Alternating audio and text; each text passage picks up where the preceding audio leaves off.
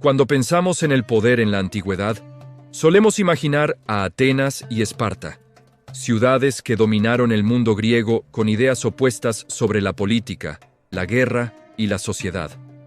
Pero mucho antes de que existieran las polis, antes de la democracia y de los ejércitos hoplitas, ya había surgido algo todavía más ambicioso. Miles de años antes de Atenas y Esparta, en las llanuras de Mesopotamia, una figura cambió para siempre la forma en que los seres humanos se organizaban.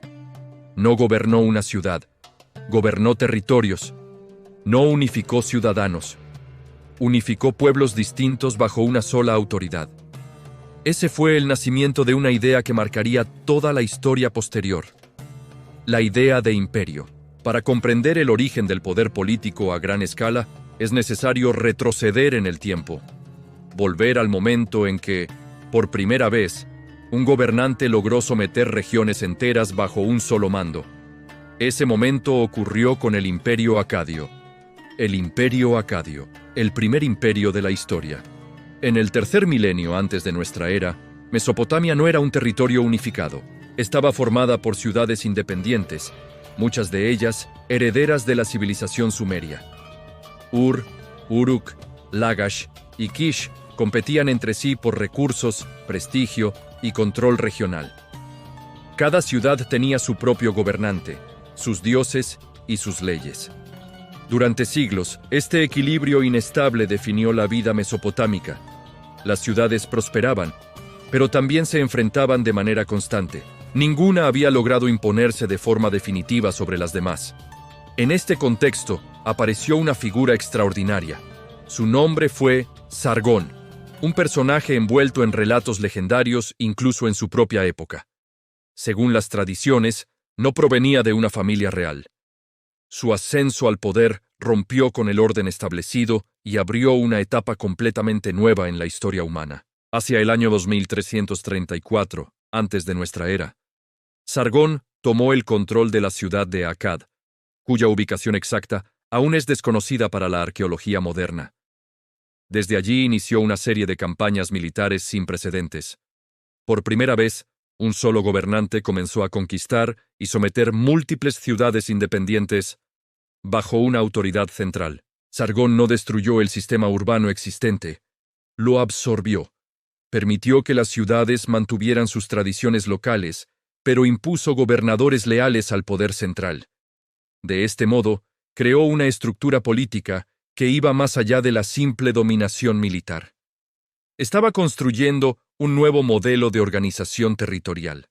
El Imperio Acadio se extendió rápidamente por gran parte de Mesopotamia.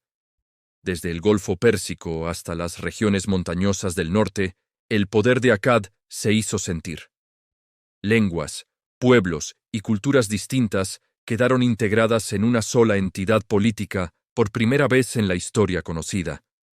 Este imperio no solo se sostuvo con la fuerza de las armas, se apoyó en la administración, en la religión y en una nueva forma de entender el poder.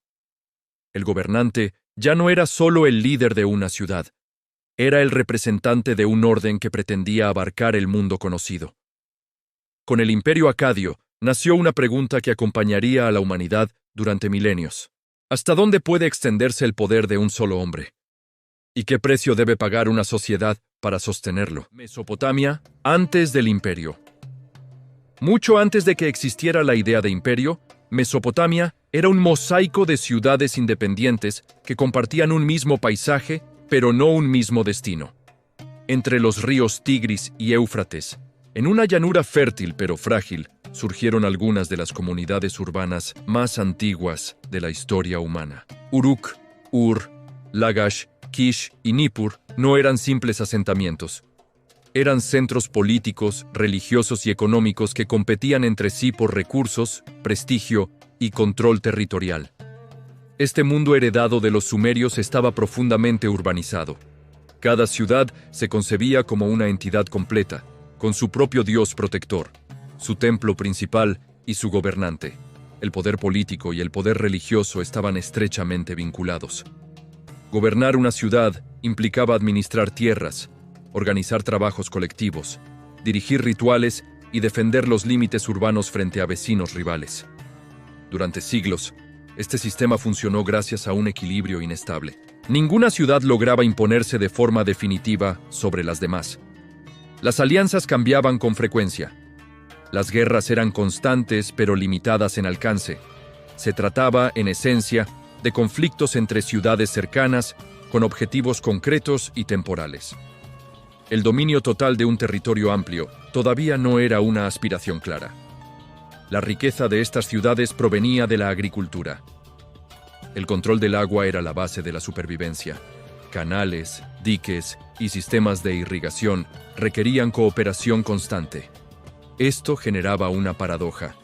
Las ciudades necesitaban estabilidad interna para prosperar, pero competían sin descanso por el control de las tierras más fértiles y de las rutas comerciales. El comercio conectaba a Mesopotamia con regiones lejanas.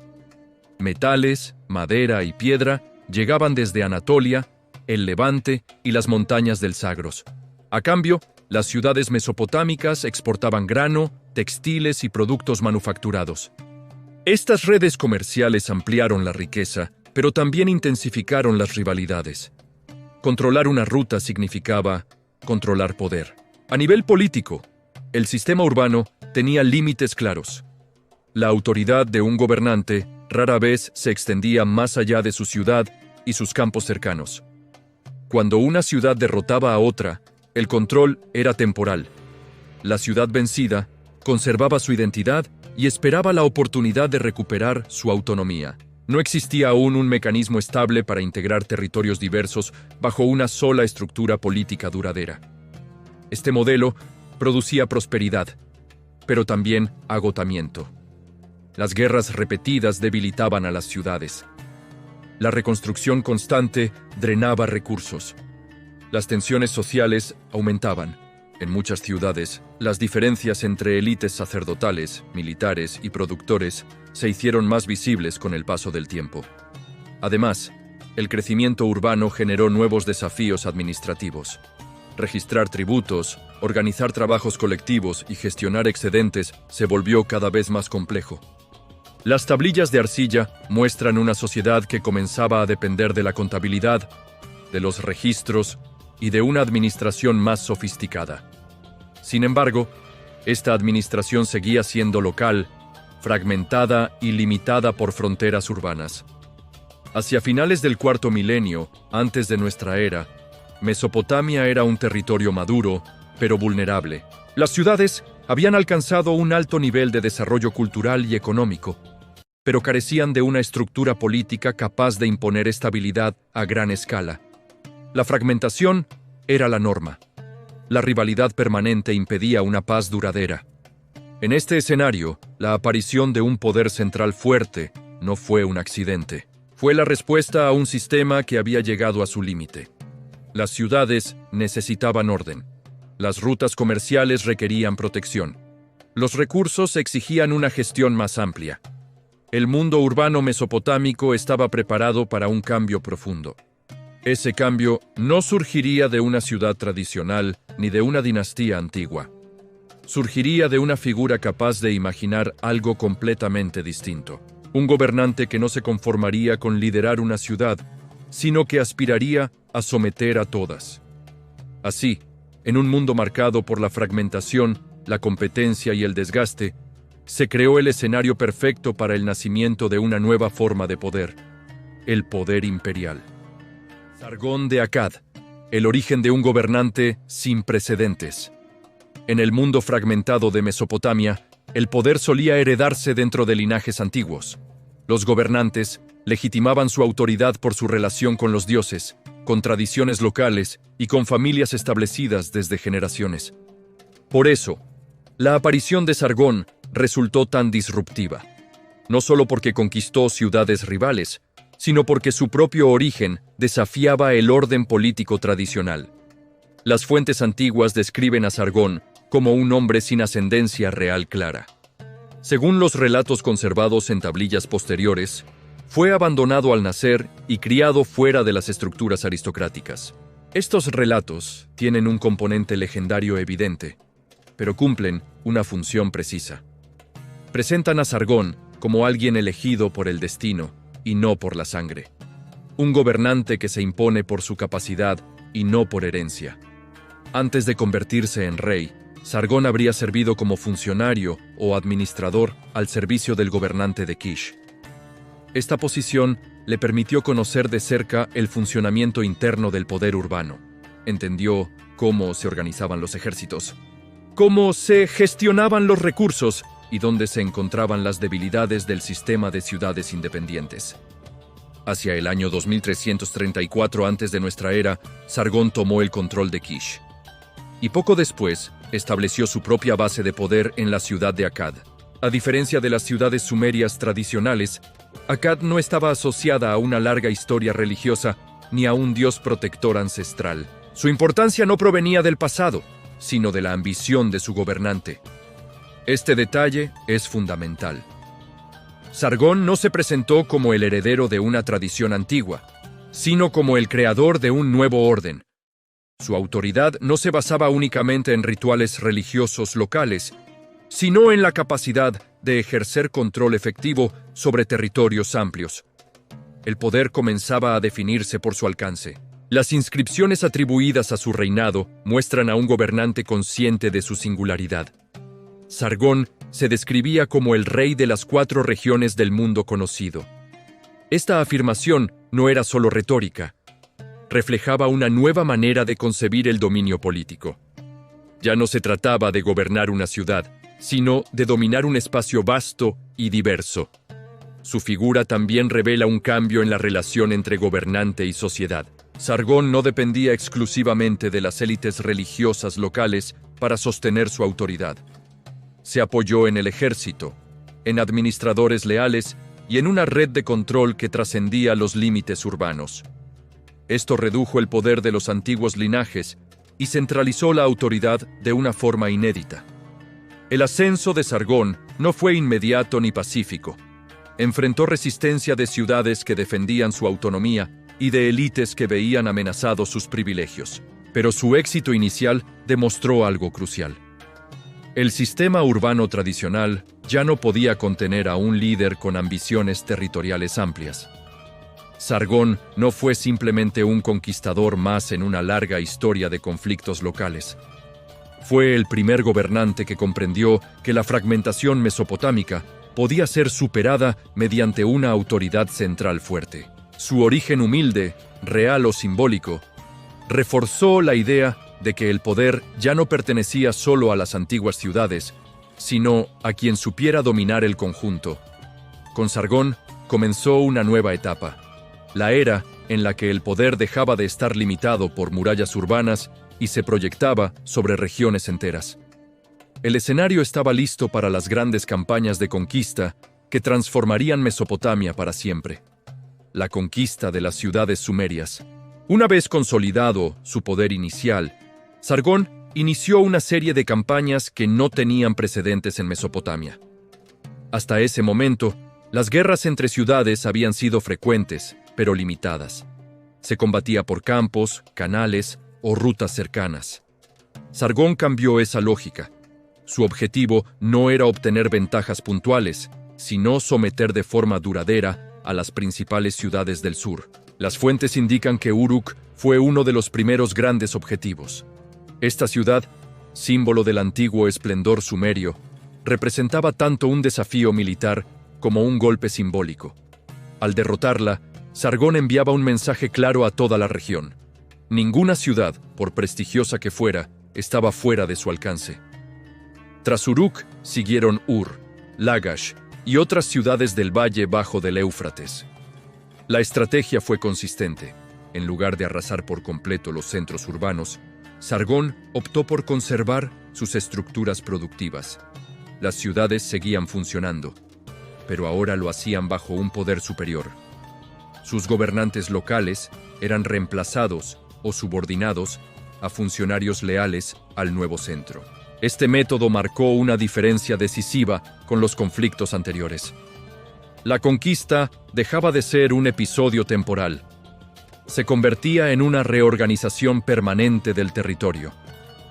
Las ciudades vencidas no esperaban ya recuperar su independencia mediante una revancha futura. quedaban integradas en una estructura política más amplia. El ejército acadio jugó un papel central en este proceso. Aunque las fuentes son limitadas, todo indica que se trataba de una fuerza profesionalizada, con disciplina y movilidad superiores a las milicias urbanas tradicionales. La lealtad al gobernante era directa, no mediada por clanes ni templos locales. Las campañas no se limitaron al sur. Sargón avanzó hacia el norte y el este, extendiendo su control sobre regiones estratégicas para el comercio. De este modo aseguró el acceso a materias primas esenciales y protegió las rutas que conectaban Mesopotamia con Anatolia y las montañas del Zagros. Cada victoria ampliaba el alcance del poder acadio y al mismo tiempo reforzaba la idea de que la resistencia era inútil. La rapidez de las conquistas generó un efecto psicológico profundo. Muchas ciudades optaron por someterse antes de enfrentar la destrucción. El dominio de Sargón comenzó a sostenerse tanto en la fuerza como en la percepción de inevitabilidad. Este proceso transformó la geografía política de Mesopotamia. Donde antes había múltiples centros de poder relativamente equilibrados, ahora emergía una jerarquía clara. Akkad ocupaba el centro. Las ciudades sumerias pasaban a formar parte de un sistema coordinado desde una autoridad única. La conquista no eliminó la diversidad cultural ni las tradiciones locales, pero las subordinó a un proyecto más amplio. Por primera vez, pueblos con lenguas, dioses y costumbres distintas quedaban integrados bajo una misma estructura política. Con estas campañas, Sargón no solo derrotó a ciudades rivales, creó un nuevo tipo de dominio, uno que ya no dependía de alianzas frágiles ni de victorias temporales. El poder comenzaba a adquirir una escala desconocida hasta entonces. Y Mesopotamia entraba, definitivamente, en la era del imperio.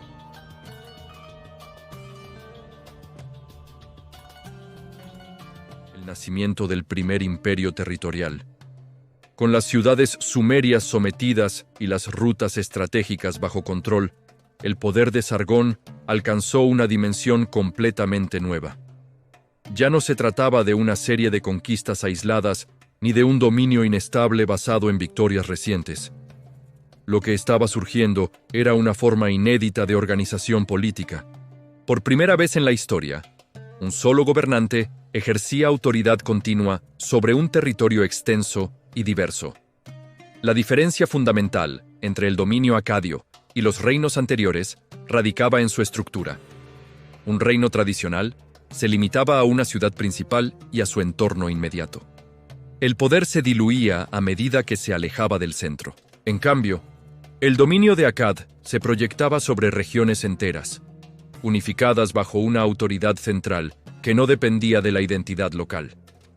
Este nuevo orden implicaba una ruptura profunda. Las ciudades no eran aliadas ni tributarias ocasionales.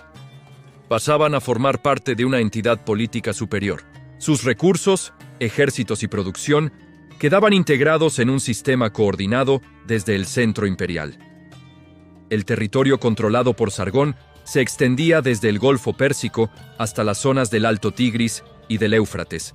Esta amplitud obligó a desarrollar mecanismos de control más sofisticados. El imperio no podía sostenerse solo con la presencia física del gobernante. Necesitaba una estructura permanente capaz de funcionar incluso en su ausencia.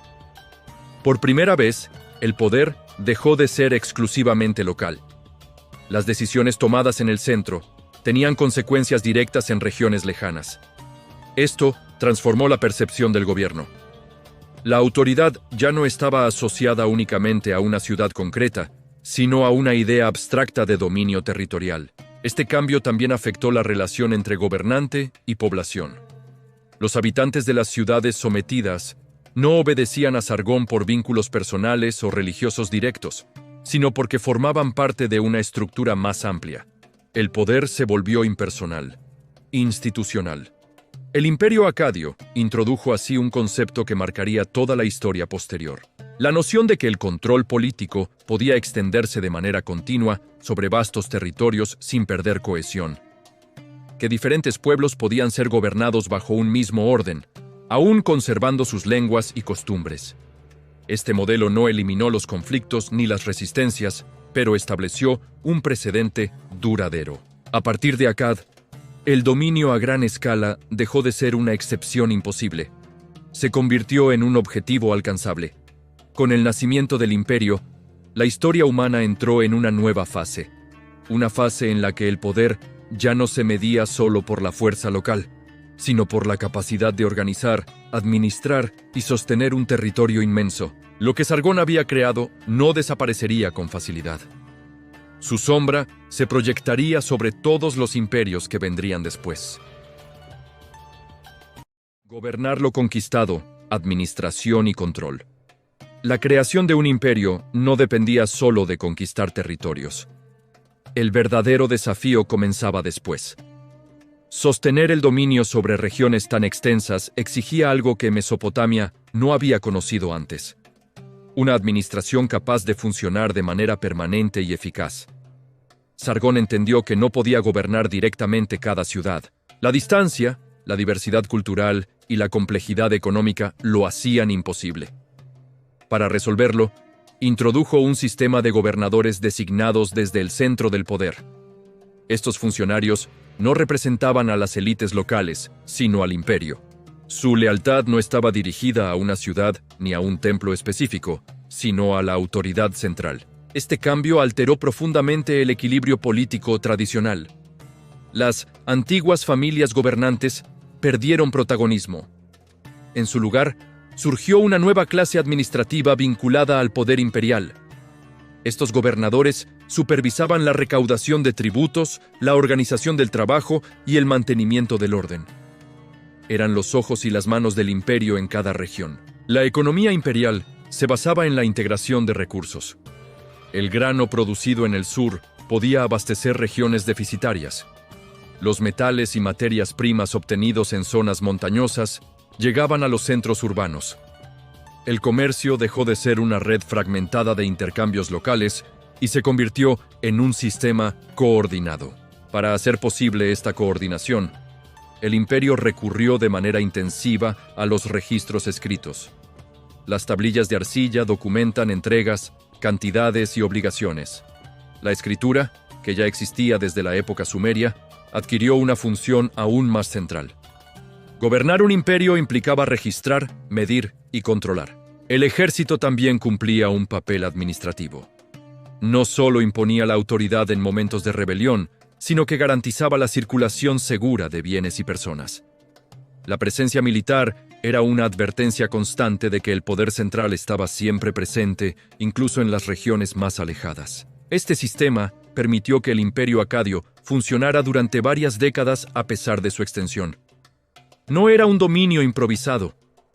Era una estructura organizada que combinaba fuerza, administración y control económico. Sin embargo, esta misma centralización generaba tensiones. El peso de los tributos, la pérdida de autonomía local y la presencia de funcionarios externos alimentaban el descontento. El imperio se sostenía, pero también acumulaba resistencias. Gobernar lo conquistado fue uno de los grandes logros del imperio acadio. También sería, con el tiempo, una de sus principales fuentes de fragilidad. Lengua, cultura y la construcción de una identidad imperial. El imperio acadio no se sostuvo solo mediante la fuerza y la administración. También necesitó crear una identidad común que permitiera integrar a pueblos diversos bajo una misma autoridad. En este proceso, la lengua y la cultura desempeñaron un papel decisivo. Hasta la expansión acadio, el sumerio había sido la lengua predominante en la administración y en los textos rituales del sur de Mesopotamia. Con Sargón y sus sucesores, el acadio comenzó a ocupar ese lugar central. No se impuso de manera inmediata ni total, pero su uso se extendió de forma progresiva en documentos oficiales, inscripciones y comunicaciones del poder. Este cambio lingüístico no fue un simple reemplazo. Durante generaciones, el sumerio y el acadio coexistieron. El primero conservó prestigio religioso y cultural, mientras el segundo se convirtió en la lengua del gobierno y del ejército. Esta convivencia refleja una estrategia consciente. El imperio no buscó borrar el pasado, sino apropiarse de él y reorganizarlo bajo un nuevo orden. La difusión del acadio permitió una comunicación más directa entre el centro y las regiones periféricas. Funcionarios, escribas y administradores compartían un idioma común que facilitaba el control y la transmisión de órdenes.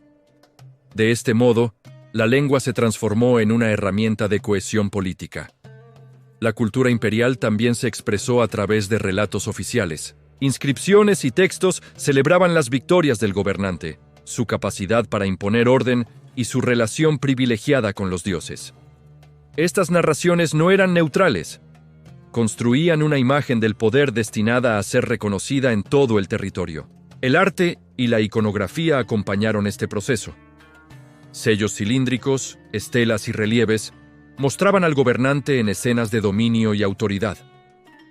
Estas imágenes circulaban ampliamente y reforzaban la presencia simbólica del imperio incluso en regiones donde el rey nunca había estado físicamente. Este esfuerzo por crear una identidad común no eliminó las diferencias locales, pero las subordinó a un marco superior.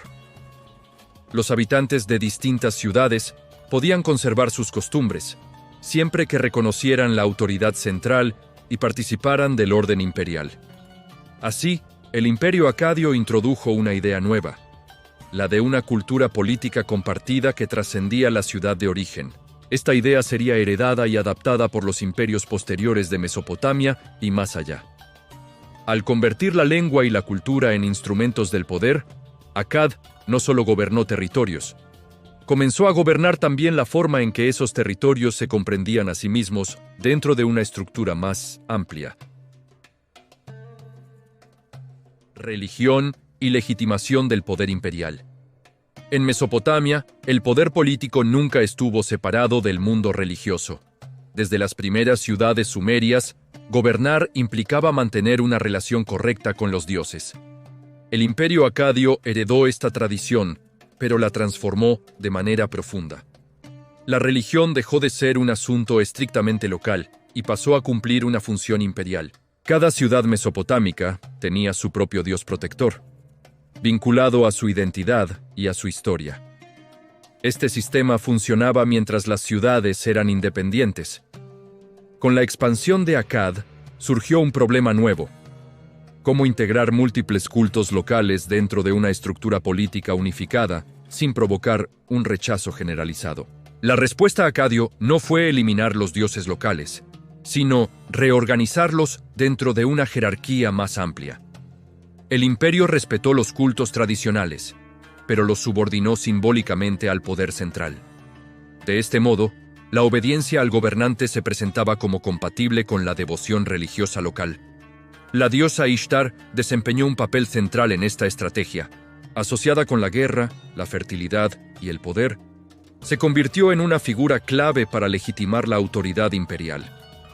Las inscripciones presentan a Ishtar como protectora del gobernante y garante de sus victorias. Esta relación reforzaba la idea de que el dominio de Akkad no era solo resultado de la fuerza humana, sino de una voluntad divina. El gobernante aparecía así como intermediario entre los dioses y el mundo humano. No era aún una divinidad en sí mismo, pero su autoridad estaba respaldada por un orden superior. Desobedecer al poder imperial implicaba desafiar no solo a un rey, sino al equilibrio sagrado del mundo. Los templos también jugaron un papel decisivo. Aunque perdieron parte de su autonomía política, siguieron siendo centros económicos y religiosos fundamentales. El imperio utilizó estas instituciones para redistribuir recursos, organizar trabajos colectivos y reforzar la legitimidad del poder central. Esta integración entre religión y política permitió que el imperio acadio se sostuviera en territorios culturalmente diversos. El dominio no se percibía únicamente como imposición externa, sino como parte de un orden cósmico compartido. Sin embargo, esta estrategia tenía límites. Cuando el poder central se debilitaba, la legitimidad religiosa también se resquebrajaba. La relación entre dioses y gobernantes era eficaz mientras el imperio parecía invencible. Con el tiempo, esa misma relación sería puesta a prueba por las crisis que se aproximaban. La religión, que había sido un pilar de cohesión, se convertiría también en un campo de tensión cuando el orden imperial comenzara a mostrar señales de fragilidad. Naram-Sin y la divinización del gobernante. Tras la muerte de Sargón, el imperio acadio no se desintegró de inmediato. Sus sucesores lograron mantener la estructura creada por el fundador, pero fue durante el reinado de Naram-Sin cuando el poder imperial alcanzó su punto más alto y al mismo tiempo cruzó un umbral decisivo. Naram-Sin, nieto de Sargón, gobernó alrededor del 2254 antes de nuestra era. Bajo su liderazgo, el imperio se expandió aún más y logró imponerse sobre regiones que habían resistido durante generaciones. Sus campañas incluyeron territorios montañosos del norte y del este, donde la autoridad mesopotámica había sido tradicionalmente débil. Lo que distingue a Naram-Sin no es solo la extensión de sus conquistas, sino la forma en que redefinió el poder. Por primera vez en la historia conocida, un gobernante mesopotámico se presentó a sí mismo como una figura divina. Naram-Sin no se describió únicamente como elegido de los dioses, sino como un dios en vida. Esta ruptura con la tradición fue profunda. Hasta entonces, los reyes actuaban como intermediarios entre el mundo humano y el mundo divino. Naram-Sin alteró esa relación. Se colocó dentro del ámbito sagrado. Esta decisión no fue simbólica ni menor. Transformó la forma en que el poder era percibido y ejercido. Una de las representaciones más conocidas de este cambio es la estela que lo muestra ascendiendo una montaña mientras sus enemigos caen derrotados. En esta imagen, Naram-Sin aparece con atributos divinos, separado visualmente del resto de los mortales. El mensaje era claro. El orden imperial estaba encarnado en su persona. Esta divinización tenía un objetivo político concreto: reforzar la obediencia en un imperio cada vez más extenso y diverso. Si el gobernante era un dios, la resistencia dejaba de ser una cuestión política y se convertía en una transgresión sagrada. Durante su reinado, el imperio acadio alcanzó una cohesión sin precedentes. Sin embargo, este modelo también introdujo nuevas tensiones. Al elevar al gobernante por encima de todos, se redujo la flexibilidad del sistema. El poder se concentró de forma extrema y dependió aún más de la figura central.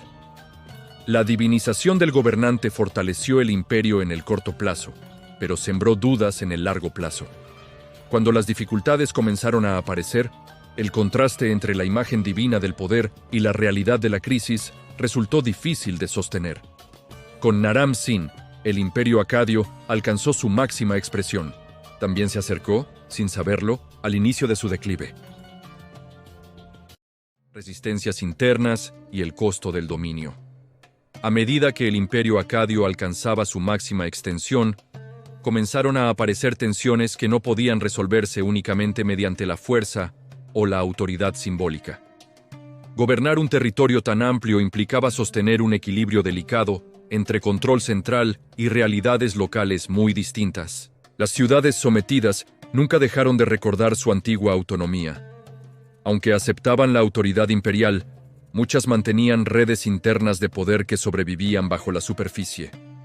Cuando el centro mostraba señales de debilidad, estas estructuras locales reaparecían con rapidez. Las rebeliones no eran actos aislados, sino expresiones de una resistencia latente. Las fuentes mencionan levantamientos frecuentes en distintas regiones del imperio.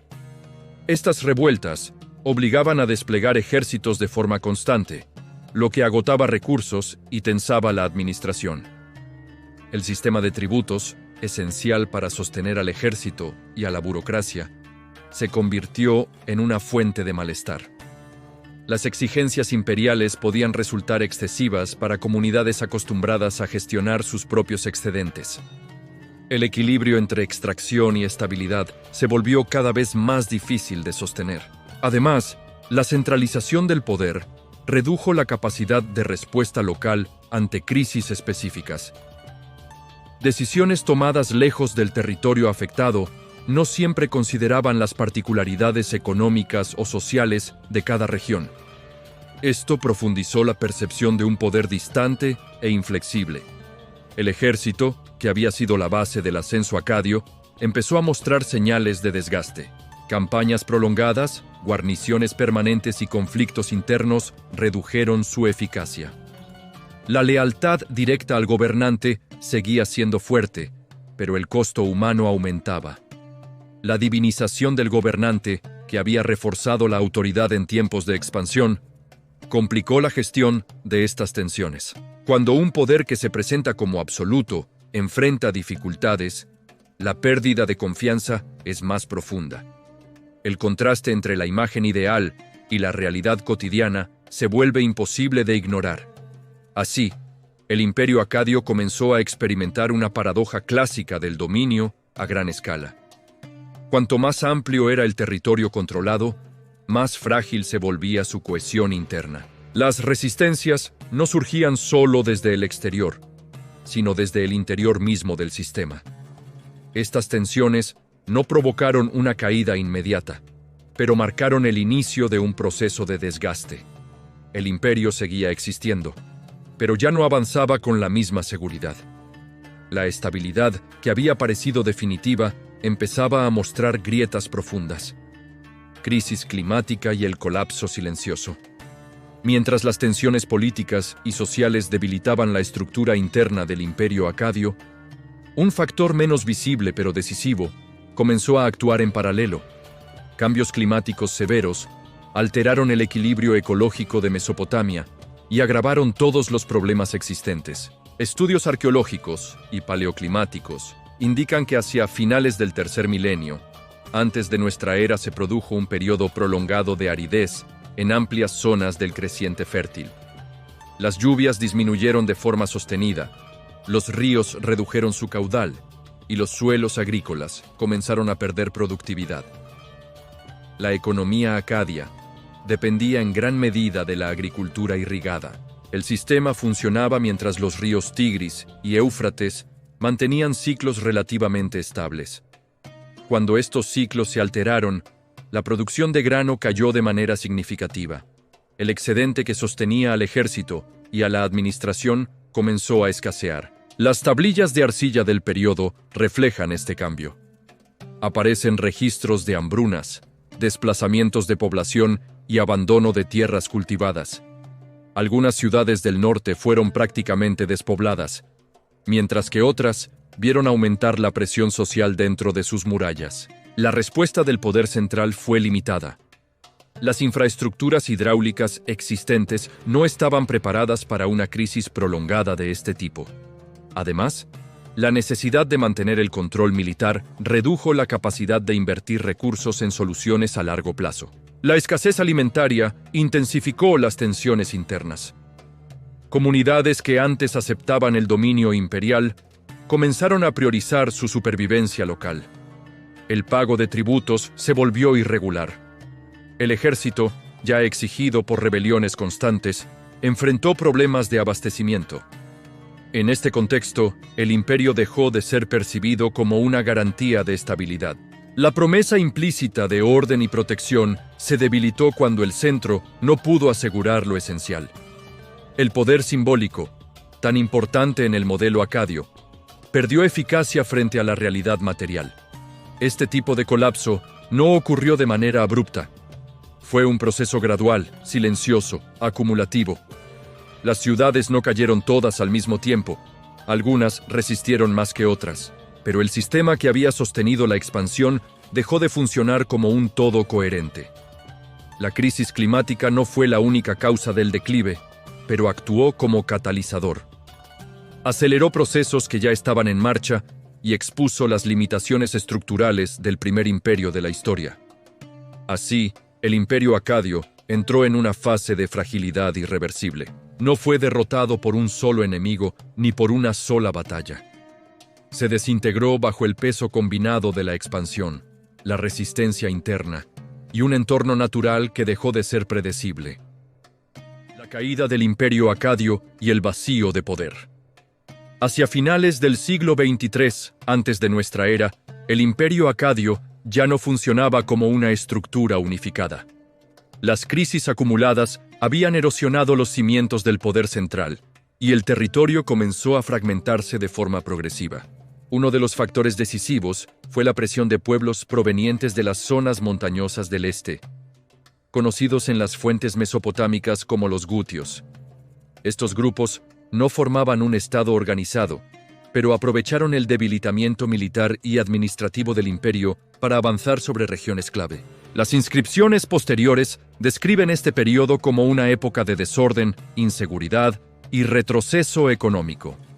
Aunque estas fuentes fueron escritas por dinastías posteriores con un claro interés político, los datos arqueológicos confirman un abandono significativo de ciudades, interrupción del comercio a larga distancia y colapso de redes administrativas.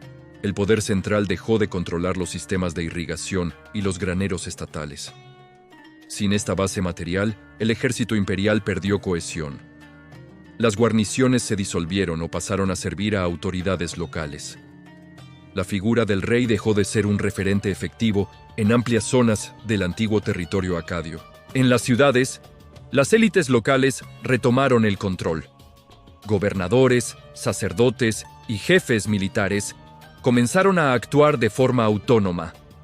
Cada región buscó asegurar su propia supervivencia sin depender de un centro debilitado. El concepto mismo de imperio quedó en suspenso. Durante este periodo, Mesopotamia entró en una etapa de fragmentación política. No existía una autoridad capaz de imponer orden a gran escala. Las ciudades funcionaban como entidades independientes o bajo dominios temporales, sin una estructura estable que las unificara. Este vacío de poder tuvo consecuencias profundas. El comercio disminuyó, la producción artesanal se redujo y la vida urbana perdió dinamismo. Sin embargo, este colapso no significó el fin de la civilización mesopotámica. Las tradiciones administrativas, religiosas y culturales sobrevivieron en formas locales. La caída del imperio acadio dejó una huella duradera en la memoria histórica de la región. Por primera vez, las sociedades mesopotámicas habían experimentado tanto el alcance como los límites del poder imperial. Esa experiencia no se perdería. Se convertiría en una lección para los reinos que surgirían después. El imperio había desaparecido, pero la idea de imperio había nacido. El legado acadio y la herencia del primer imperio. Aunque el imperio acadio dejó de existir como entidad política, su influencia no terminó con su caída. Por el contrario, muchas de las estructuras que había creado continuaron moldeando el mundo mesopotámico durante siglos. La lengua acadia no desapareció. Se consolidó como idioma administrativo y diplomático en toda la región. Incluso cuando nuevos reinos tomaron el control, siguieron usando el acadio para registrar leyes, tratados y textos religiosos. Esta continuidad lingüística permitió que el conocimiento se transmitiera sin rupturas profundas.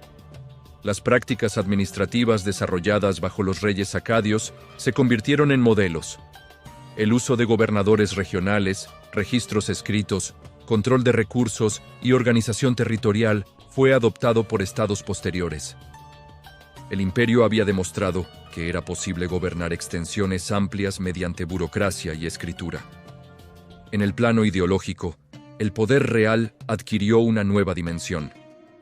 El rey ya no era solo un líder local o un intermediario religioso. Se convirtió en una figura con autoridad sobre pueblos diversos, legitimada por los dioses y sostenida por la fuerza organizada. Esta concepción del poder sería heredada por dinastías posteriores como la tercera dinastía de Ur, y más adelante por Babilonia. Los relatos sobre Sargón y Naram, Sin, continuaron circulando durante generaciones. Fueron recordados, reinterpretados y utilizados como ejemplos de grandeza o advertencias sobre los peligros del exceso de poder. La historia del imperio se transformó en memoria política. Tras el colapso acadio, Mesopotamia no retrocedió al punto de partida. El mundo había cambiado. Las ciudades, aunque fragmentadas, ya no podían ignorar la posibilidad de una autoridad superior. La experiencia imperial había ampliado el horizonte político de la región. En este sentido, el imperio acadio marcó un antes y un después. No fue el imperio más duradero ni el más estable, pero fue el primero en demostrar que el dominio territorial, la administración centralizada y la identidad política supralocal eran posibles. Cuando siglos más tarde surgieron nuevos imperios, ninguno partió de cero. Todos caminaron sobre las huellas dejadas por los acadios. La caída no fue un final absoluto, sino el cierre de un capítulo que abrió muchos otros. La historia del Imperio Acadio no es solo la historia de su ascenso y caída, es la historia del nacimiento de una idea que acompañará a la humanidad durante milenios. El Imperio Acadio no fue simplemente una etapa más dentro de la historia mesopotámica, fue un experimento humano radical. Por primera vez, comunidades distintas, con lenguas, dioses y costumbres propias, quedaron unidas bajo una sola autoridad. No por tradición ni por parentesco, sino por organización, fuerza y administración. Antes de los acadios, el mundo estaba compuesto por ciudades que se gobernaban a sí mismas. Después de ellos, la idea de que un solo poder pudiera extenderse sobre regiones amplias ya no parecía imposible. El horizonte político de la humanidad se había expandido. Este cambio no ocurrió de forma abstracta. Se manifestó en decisiones concretas, en rutas controladas, en graneros administrados, en funcionarios enviados a territorios lejanos, en tablillas de arcilla que registraban órdenes, entregas y obligaciones. El imperio se volvió una realidad cotidiana para miles de personas que nunca conocerían al rey, pero vivían bajo su autoridad. La experiencia acadio también dejó una advertencia. El poder concentrado podía crear estabilidad, pero también fragilidad. Cuando las redes se rompían, cuando el clima cambiaba, cuando las lealtades se debilitaban, todo el sistema podía colapsar con rapidez. El imperio mostró tanto su potencial como sus límites. Sin embargo, incluso en la caída, los acadios transformaron el mundo. Su lengua sobrevivió. Sus métodos fueron imitados. Su memoria se conservó. Las generaciones posteriores no olvidaron lo que había sido posible construir. Desde Mesopotamia, esta idea viajaría. Sería reinterpretada por nuevos reinos, adaptada a otras geografías, asumida por otros pueblos. La noción de imperio ya no desaparecería de la historia humana. Así, cuando miramos hacia atrás, el imperio acadio no aparece solo como un episodio antiguo, sino como un punto de origen. Un momento en el que la humanidad descubrió que podía gobernarse a sí misma a una escala desconocida hasta entonces. Todo lo que vino después, los grandes estados, las leyes, los reinos extensos, las ambiciones territoriales, lleva en su interior una herencia que comenzó aquí. En las tierras entre ríos, cuando alguien imaginó que el mundo podía ser uno solo bajo una misma autoridad. Y esa idea, nacida hace más de 4000 años, aún sigue viva. Gracias por ser testigo de la historia. Suscríbete para el próximo video.